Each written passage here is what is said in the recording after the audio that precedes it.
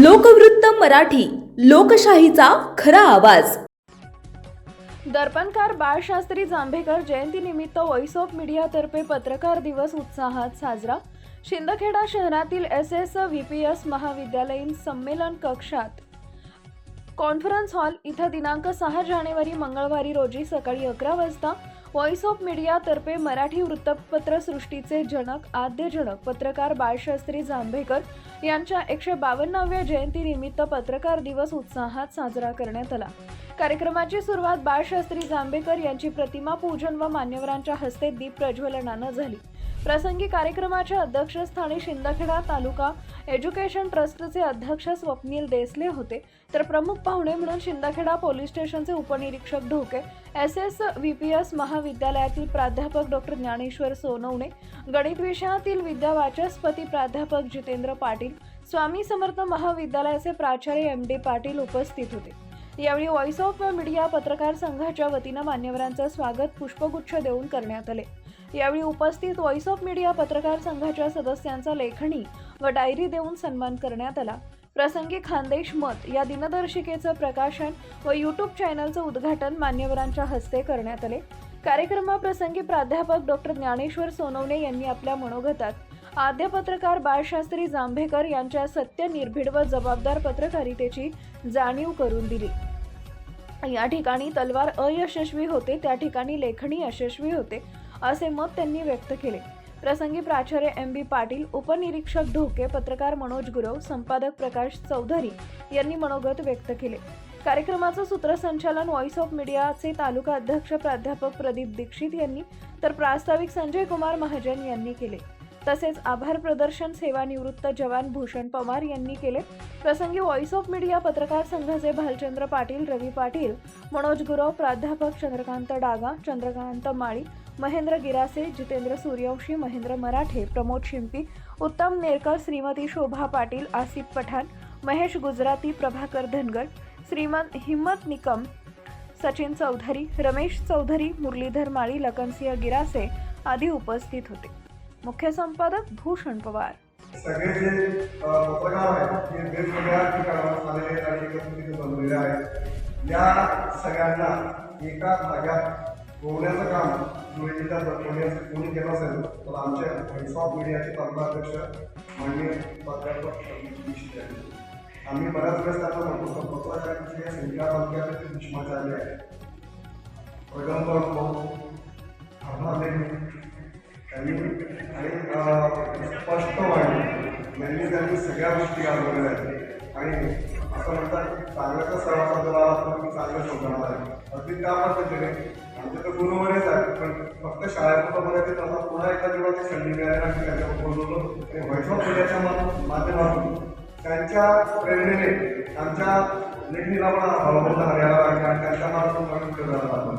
मित्रांनो, जर बघायचं झालं तर व्हॉइस ऑफ मीडिया ही एक पत्रकार संघटना आहे जी पत्रकारांचे हक्क आणि कल्याण करण्यासाठी, सकारात्मक पत्रकारितेला प्रोत्साहन देण्यासाठी, पत्रकारितेच्या क्षेत्रात अनेक समस्या सोडवण्यासाठी काम करत असते. फक्त व्हॉइस ऑफ मीडिया ही जिल्ह्यामध्ये बऱ्याच नसून जगातल्या 48 देशांमध्ये काम करणारी सगळ्यात मोठी आणि व्हॉइस ऑफ मीडिया सबसे बडी अशी एक संघटना आहे. आणि ही संघटना शिंदखेडा तालुक्यात आणताना व्हॉइस ऑफ मीडियाला दीक्षित सरांनी आणली आणि आम्ही सगळेजण त्या एका सूत्रात बोलले गेलो. समोरविचारी लोक जवळ येतात असं म्हणतात. विचारसरणी जर बोलली तर सगळीच लोक एकत्र येत असतात. तसेच देशभरातील विविध राज्यांमध्ये जसं कार्य चालू आहे असे पॉझिटिव्ह जर्नलिझम सारखे उपक्रम ही संघटना राबवत असते. मुख्य उद्दिष्ट जर बघितलं तर पत्रकारांचे कल्याण, पत्रकारांना येणाऱ्या अडचणींना मदत मिळेल, त्यांच्या हक्क जपण्यासाठी त्यांच्या समस्या सोडवण्याचं काम फक्त भारतातच नव्हे तर इंटरनॅशनल लेवलवर देखील ही संघटना कार्यरत करत आहे. सकारात्मक पत्रकारितेसाठी पातळी उंचावणे आणि सकारात्मक पत्रकारितेचा प्रसार करणे हा एकमेवचा उद्देश आहे. एकता आणि पाठिंबा, पत्रकारांना एकत्र आणून त्यांना एक मजबूत व्यासपीठ उपलब्ध करून घेणे, पत्रकारांच्या समस्या निवारणे, पत्रकारांसाठी काहीतरी आपल्या हक्काचे असते. पत्रकारांना देखील पोपट माणूस आहे, त्याच्या पण सगळ्या काही हक्क आणि जाणीव आणि नियम असतात. बऱ्याच वेळेस पत्रकारिता क्षेत्रामध्ये पत्रकारिता करत असताना राजकीय म्हणा, सामाजिक म्हणा, कुठला तरी एक प्रेशर आपल्यावर येत असतो. तसं बघितलं 1812 मध्ये त्यांचा जन्मदिवस आहे. 6 जानेवारी 1812 आणि 1832 मध्ये त्यांनी प्रथमतः पहिलं मराठी वर्तमानपत्र दर्पण नावाचं इंग्रजांच्या काळामध्ये त्यांनी काम केलं सुरू केलं. आता त्या काळामध्ये परिस्थिती भारतामध्ये कशा प्रकारची होती हे आपल्याला तुम्हाला सांगण्याची गरज नाही. बाळशास्त्री जांभेकरांनी त्यावेळेला समाज प्रबोधन व्हावं हा उद्देश आपल्या डोळ्यासमोर ठेवून दर्पण नावाचा मराठी आणि जेव्हा दर्पण त्यांनी जेव्हा काढलं त्यांच्यामध्ये त्यांचा प्रयोग असं होतं की सामान्य जनतेला जागृत करणं, अंधश्रद्धा जे आहे ते नष्ट करण्यासाठी, शिक्षणाचं महत्त्व पटवून देण्यासाठी, वैज्ञानिक दृष्टिकोन रुजवण्यासाठी आणि सामाजिक सुधारणांची जी आहे गरज मांडण्यासाठी जे आहे आणि हा उद्देश जे आहे या मागचा हा दर्पणचा होता. सामाजिक सुधारणांची गरज मांडण्यासाठी पत्रकारांनी जे आहे समाज लक्षात घेऊन या ठिकाणी लिहावे असा आदर्श त्यांनी घालून दिलेला होता. समाजाचं कल्याण, समाजाच्या वाईट चालीरीती जे आहे याचं उच्चाटन होण्यासाठी आहे पत्रकारांनी या ठिकाणी आपली लेखणी झिजवावी हा उद्देश आहे दर्पण मागचा या ठिकाणी होता. बाळशास्त्री जांभेकरांनी जे आहे पत्रकारितेला काय दिलं, कोणतं योगदान दिलं, कोणती मूल्य दिली, त्यांनी दिशा दिली, त्यांनी मूल्य दिली, त्यांनी सामाजिक बांधिलकी दिली आणि त्यांनी जे आहे त्यांनी सांगितलं होतं की त्यावेळेस पत्रकारिता हा समाजाचा आरसा नसून तो आहे समाज घडवण्याचं माध्यम आहे आणि त्यांच्या सगळ्या कार्याचा गौरव करून